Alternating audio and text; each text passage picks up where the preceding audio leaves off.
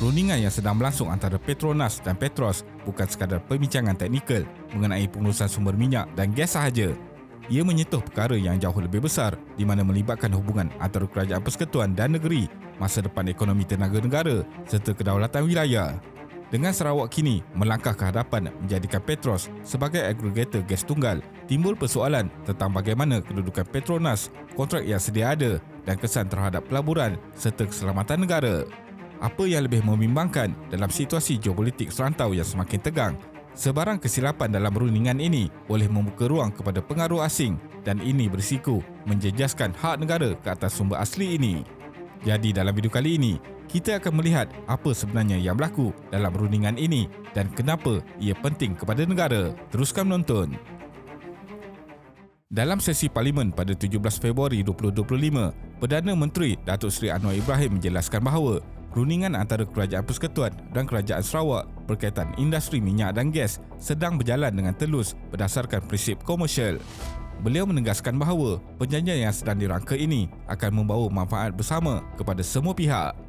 Anwar turut menyatakan bahawa Premier Sarawak, Datuk Patinggi Abang Johari Tun Openg telah bersetuju untuk mengekalkan semua kontrak Petronas yang sedia ada, sama ada di peringkat antarabangsa maupun domestik, dan kontrak-kontrak ini akan terus berkuat kuasa seperti biasa.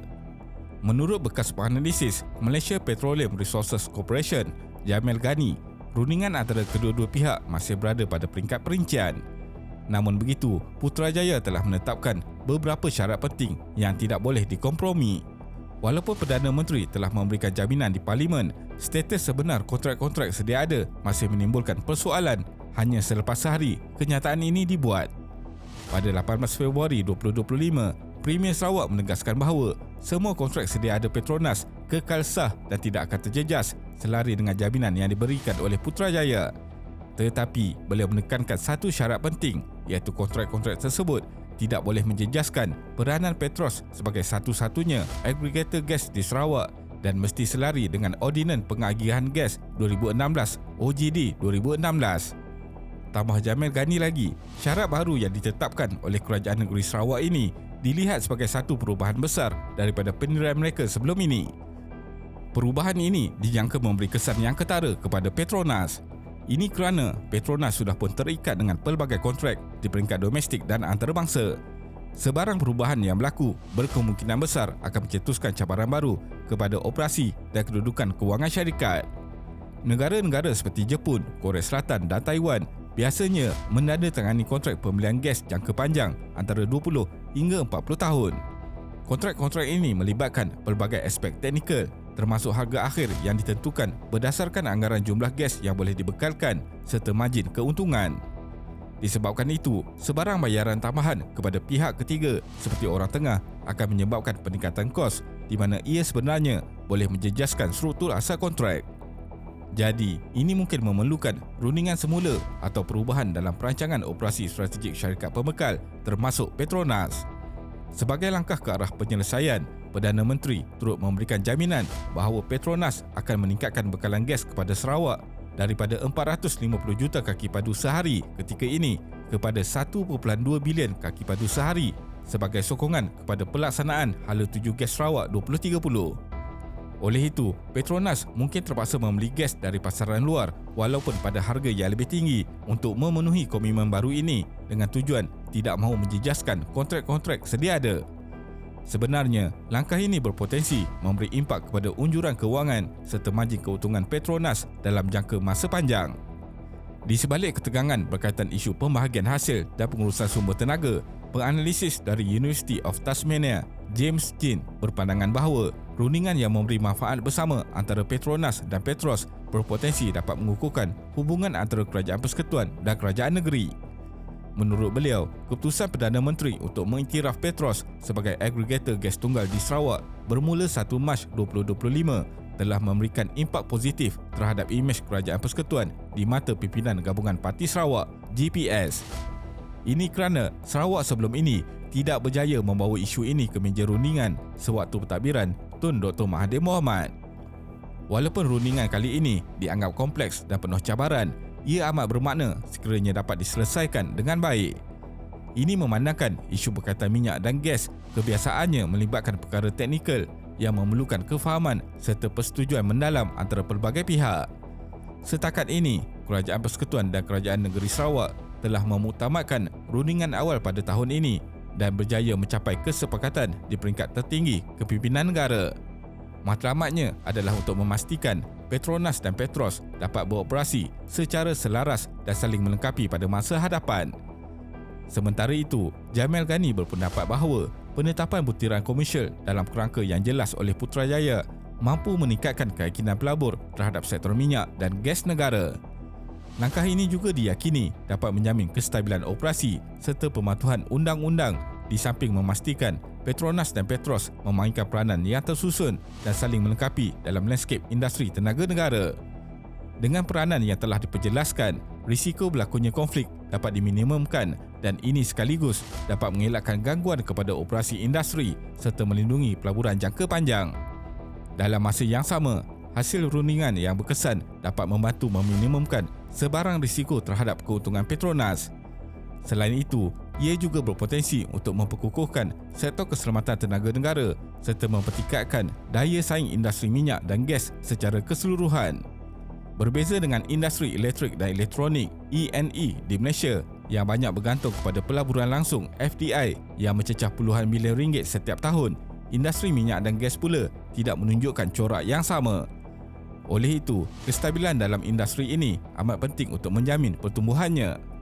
Ketika ini, terdapat lebih 3,000 syarikat perkhidmatan dan peralatan minyak dan gas di Malaysia dengan lebih 90% daripadanya sangat bergantung kepada Petronas untuk terus beroperasi. Sekiranya berlaku sebarang perubahan besar dalam kedudukan Petronas, khususnya dalam menguruskan hasil minyak dan gas di Sarawak, impaknya dijangka amat besar kepada keseluruhan ekosistem industri. Tambahan lagi, jika Petronas hilang kedudukan untuk menguruskan hasil minyak dan gas negeri Sarawak, kemampuan Petronas untuk membayar dividen tahunan kepada Kerajaan Persekutuan akan semakin kecil. Perubahan ini juga boleh memberi kesan rantaian terhadap rasas subsidi bahan api. Mekanisme pemberian minyak bersubsidi mungkin perlu dikaji semula dan pusat-pusat data yang kini menikmati harga elektrik murah mungkin turut berdepan semakan semula memandangkan kebanyakan industri bergantung kepada kos bahan api yang rendah. Tidak boleh dinafikan, Petronas adalah tulang belakang yang menyokong keseluruhan struktur tenaga dan ekonomi negara. Sekiranya kedudukannya terjejas, kesan akhir akan dirasai oleh golongan pekerja biasa yang berada di barisan hadapan dalam sektor ini. Sementara itu, seorang lagi penganalisis, Profesor Madya Dr. Shakila Yaakob dari Sunway University menyuarakan kebimbangan terhadap implikasi perbincangan kuasa dan sumber antara Kerajaan Persekutuan dan Negeri Sarawak terhadap ekonomi serta keselamatan negara. Beliau menekankan bahawa aspek keselamatan nasional perlu diberi perhatian sewajarnya dalam usaha menyeimbangkan hak negeri dan kepentingan persekutuan. Menurut beliau, walaupun pembahagian kuasa dan hasil antara persekutuan dan negeri adalah penting, tetapi perlu wujud keseimbangan antara aspirasi negeri dan keperluan nasional. Ini bagi mengelakkan ketegangan yang telah lama wujud dalam sistem persekutuan Malaysia daripada terus berlarutan. Beliau turut menegaskan bahawa dalam kegairahan membincangkan isu hak autonomi sumber, perhatian terhadap perpaduan nasional semakin terpinggir. Sedangkan perpaduan ini penting untuk memperkukuhkan benteng negara dalam menghadapi ancaman luar khususnya dari kuasa besar seperti China. Salah satu isu paling kritikal yang perlu diberi perhatian ialah ketegangan geopolitik yang semakin meningkat di Laut Cina Selatan, khususnya melibatkan tuntutan China ke atas kawasan berhampiran perairan Sarawak. Antara kawasan yang menjadi pertikaian ialah Benteng Serupai yang terletak hanya 50 batu nautika dari pesisir Sarawak tetapi tetap dituntut oleh China sebagai sempadan paling selatan wilayah mereka. Kerajaan Persekutuan dan Negeri Sarawak perlu mengambil pendekatan yang berhati-hati dalam menyelesaikan pertikaian ini bagi mengelakkan sebarang implikasi negatif terhadap autonomi tenaga negara. Kegagalan menguruskan isu ini akan berisiko menyebabkan sumber asli negara jatuh ke tangan kuasa asing atau lebih membimbangkan membawa kepada kehilangan hak ke atas wilayah yang dipertikaikan. Sejak penubuhannya pada tahun 1974, Petronas telah memainkan peranan penting dalam mempertahankan hak negara terhadap kekayaan minyak dan gas daripada dicerobohi oleh syarikat minyak gergasi asing. Namun pertikaian yang berterusan ketika ini berpotensi melemahkan autoriti Petronas sekaligus mendedahkan negara kepada pelbagai risiko strategik. lebih membimbangkan ia boleh membuka ruang kepada kemunculan semula pengaruh syarikat asing yang sebenarnya menanti peluang untuk mengeksploitasi sumber negara. Oleh itu, amat penting untuk memastikan peranan Petronas terus dipelihara demi mempertahankan kedaulatan negara dan melindungi segala kemajuan yang telah dicapai selama ini. Kemajuan yang telah kita capai hari ini tidak seharusnya terjejas hanya kerana pertikaian yang sebenarnya boleh diselesaikan secara matang dan berhemah. Segala pencapaian negara perlu dipelihara, bukannya dikorbankan akibat rundingan yang dirumitkan.